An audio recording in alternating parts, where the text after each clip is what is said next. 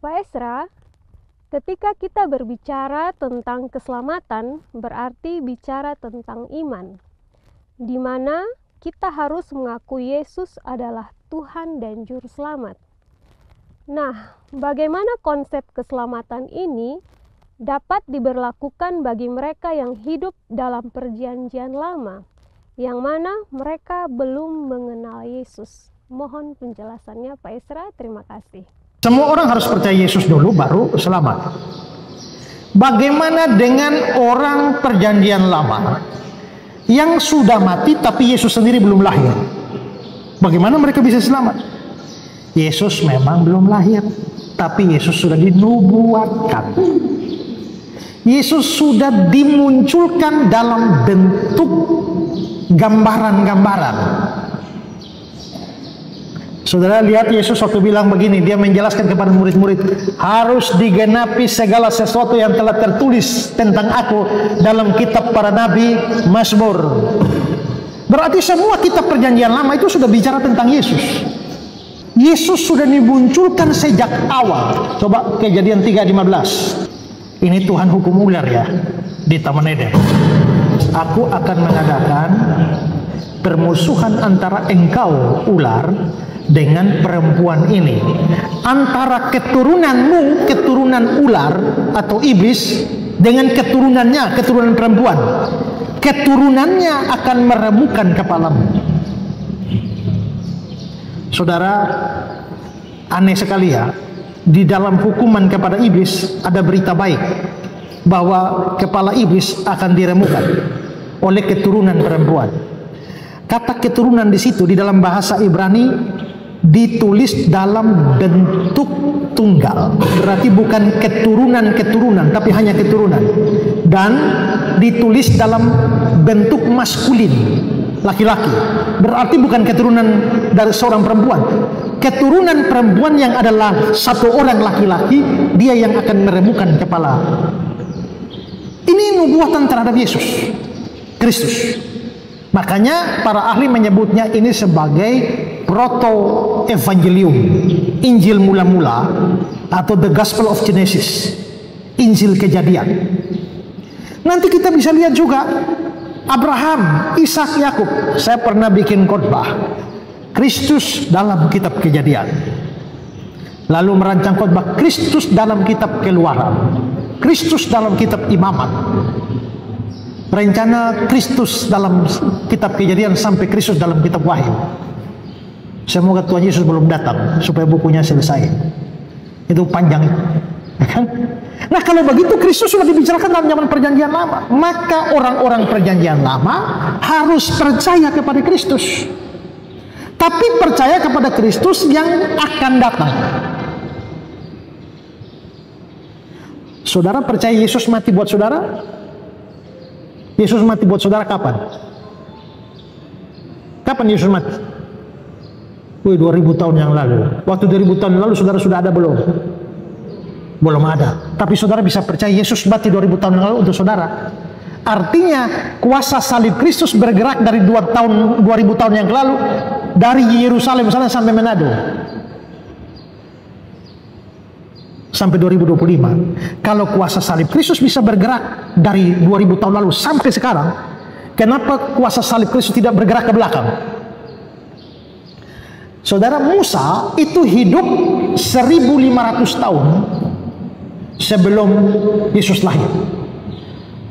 Tapi Musa itu percaya pada Kristus.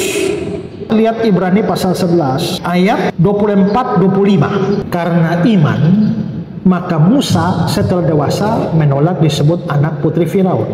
25. Karena dia lebih suka menderita sengsara dengan umat Allah daripada untuk sementara menikmati kesenangan dari dosa. Ayat 26. Ia ini Musa menganggap penghinaan karena Kristus sebagai kekayaan yang lebih besar dari semua harta Mesir. Musa menganggap penghinaan karena Kristus, sementara Musa hidup, Kristus belum lahir. Bagaimana Musa beriman pada Kristus? Berarti Musa memang beriman pada Kristus, tapi beriman pada Kristus yang akan datang. Saudara beriman pada Kristus, tapi beriman pada Kristus yang sudah datang. Simon Petrus dan kawan-kawan beriman pada Kristus yang sedang datang. Maka iman orang perjanjian lama, iman ke depan. Iman kita, iman ke belakang.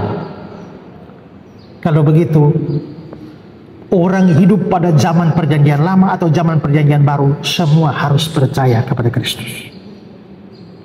Apa bukti bahwa salib Kristus punya kuasa ke belakang? Buktinya adalah pada waktu dia mati, kuburan orang perjanjian lama terbuka. Dan beberapa orang perjanjian lama itu bangkit. Itu membuktikan bahwa kuasa salib Kristus, kematian Kristus, itu punya pengaruh ke belakang. Jadi keselamatan mereka tergantung pada iman ke depan. Sama seperti kita, iman ke belakang. Ya, baik, shalom saudara-saudara yang terkasih dalam Tuhan Yesus. Beberapa waktu yang lalu saya sudah menginformasikan kepada saudara-saudara juga lewat tayangan video dari Desa Bioba di Kabupaten Kupang bahwa saya, Pendeta Esra Soro, bersama dengan Yayasan Karya Bakti Esra Soro dan juga GKN Revival Kupang itu mempunyai sebuah beban pelayanan dan proyek pelayanan di Desa Bioba, wilayah Amfoang, Kabupaten Kupang, di mana di sana kami membangun sebuah sekolah yang berasrama dan juga membangun satu gedung gereja untuk tempat beribadah dari jemaat di sana.